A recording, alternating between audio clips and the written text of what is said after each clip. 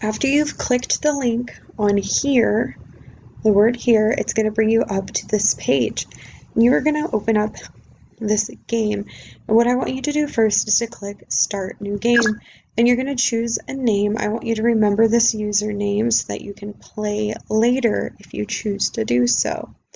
But remember not to do your real name. So for the sake of this, I'm just going to do Miss J 22. Then you're going to click Start. Oh, sorry, I forgot. Okay, wait. I'm going to use Miss J 2202.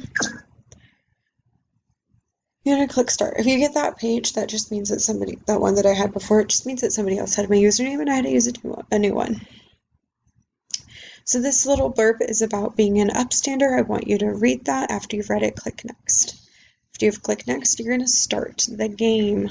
What's going to happen is these little bullies are going to fall and you're going to want to click on them. When you click on them, a scenario comes up. That's this guy right here. I want you to read it and then you choose what you think is the best you should do or that person should do in that scenario. This is what I want you to take notes on. As you can see, the game is paused, the time's not running, so you'll be okay. Take notes before you click on your answer, both what options you were given and what one you're going to choose. This will come in handy later on when you write about it.